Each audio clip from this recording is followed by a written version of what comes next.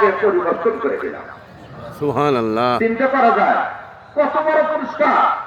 আমাদের গুনাহ যদি লক্ষ লক্ষ গুনাহ থাকে তাহলে সব গুনাহগুলা সবের দ্বারা পরিবর্তন হয়ে যায়।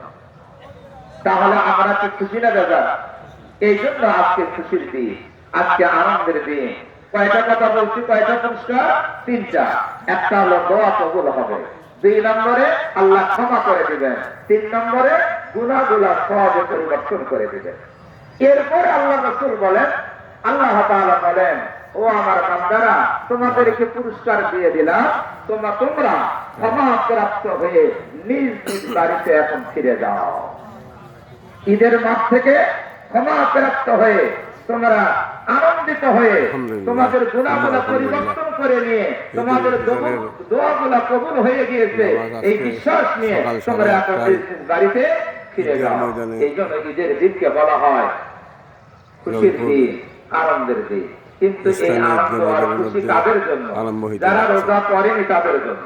বহু মানুষ দলে দলে রংপুরে, যারা রমজান মাসে নামাজ পড়ে নাই তাদের জন্য, যারা অন্যায় ভাবে জুলুম করেছে তাদের জন্য, যারা ওজনে কম দিয়েছে তাদের জন্য না, যারা গুনাহমুক্ত জীবন যাপন করেছে, গুনাহমুক্ত জীবন যাপন করেছে, আল্লাহর বিধান পরিপূর্ণভাবে মেনে চলেছে, আল্লাহকে ভয় করে চলেছে। কেমন ভয়?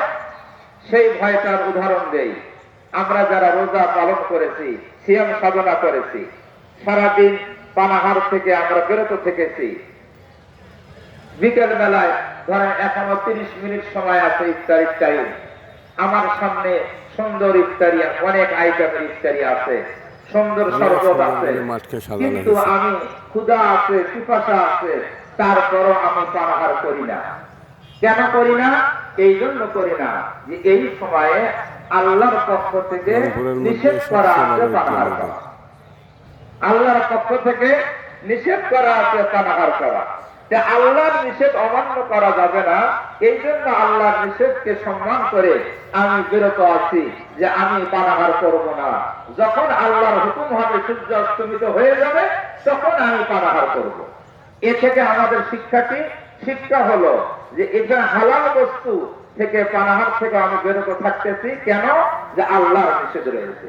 এখান থেকে রমজানের যে মূল শিক্ষা, আমার পুরাটা জীবন আমি যখন চলি, আমার অফিস আদালত, ব্যবসা বাণিজ্য, কাজ কর্ম, পরিবার, রাষ্ট্র, সমাজ, তখন আমি দেখবো যে কোথায় আল্লাহর নিষেধ আছে, কোথায় আল্লাহর আদেশ রয়েছে।